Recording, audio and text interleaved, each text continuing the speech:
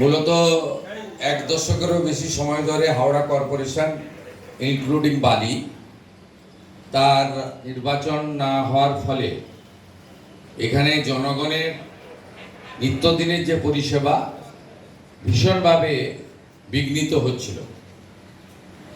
তার সাথে সাথে বিদায়ী সরকারের যে দৃষ্টিভঙ্গি ছিল, তাদের কাছে রেল ছিল শত্রু, এবং হাওড়া সিটি রেলকে বাদ দিয়ে রেলের যে সিস্টেম আছে, রেলের যে আধিকারিকরা রয়েছে, রেলওয়ে অর্গানাইজেশন রয়েছে, তাকে বাদ দেওয়া হয় না।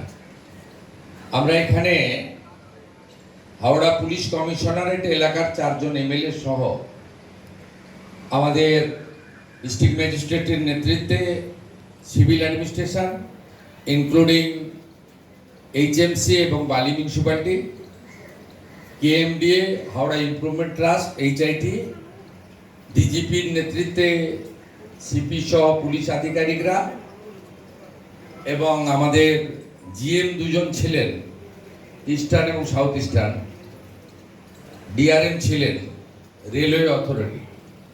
আমরা ফুল কোঅর্ডিনেশন মিটিং করলাম। প্রায়োরিটি 1 পরিশ্রুত পর্যাপ্ত পানীয় জল, 2 ক্লিনিং, 3 নিকাশি ব্যবস্থা, 4 অন্যান্য নাগরিক পরিষেবাগুলোকে ইনক্লুডিং পার্ক থেকে শুরু করে, স্বাস্থ্যকেন্দ্র থেকে শুরু করে, পৌরসভা পরিচালিত এডুকেশন ইনস্টিটিউশন থেকে শুরু করে সেগুলোকে ঠিকঠাক করে করা। একটা কোঅর্ডিনেশন কমিটি হয়েছে, তাকে কোঅর্ডিনেট করবেন ডিস্ট্রিক্ট ম্যাজিস্ট্রেট, আর তাকে মনিটরিং করবেন রাজ্যের মিউনিসিপ্যাল অ্যাফেয়ার্সের সেক্রেটারি মিস্টার খলিল আহমেদ। এবং অন্যান্য আইন শৃঙ্খলা জনিত যা যা ঘটনা বিগত কয়েক বছরে ঘটেছে, ইনক্লুডিং মহিলাদের উপর অত্যাচার, পুলিশকে পরিষ্কার বলা হয়েছে নতুন করে এফআইআর করতে, এফআইআর নিতে, অ্যাকশন নিতে।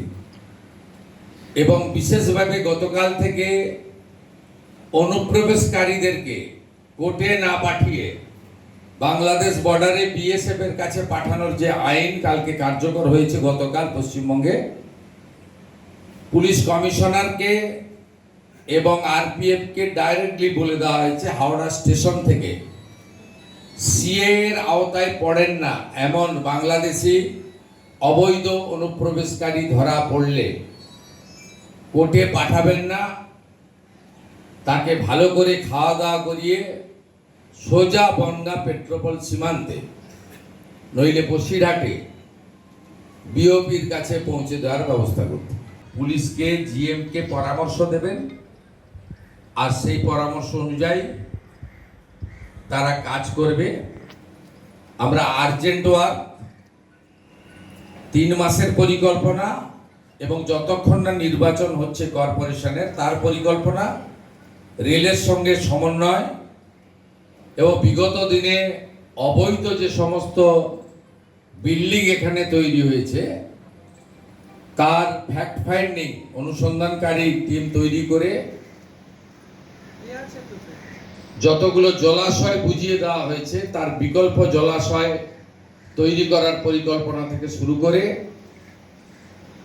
আমাদের অন্যান্য যে সমস্ত নীতি বিরোধী দুর্নীতি সম্পর্কিত যে সমস্ত কাজ করেছেন কিছু বিল্ডার্সরা, সেই বিষয়ে আমরা আলোচনা করে তদন্ত করার ব্যবস্থা করেছি। আমরা রেলের পার্টে কি কি কাজ, আমাদের পার্টে কি কি কাজ, এর একটা লিস্ট আমরা করব। জেনারেল ম্যানেজাররা তাদের ইঞ্জিনিয়ারিং সেলকে নিয়ে এসেছিলেন, তাকেও যুক্ত করে দিয়েছেন।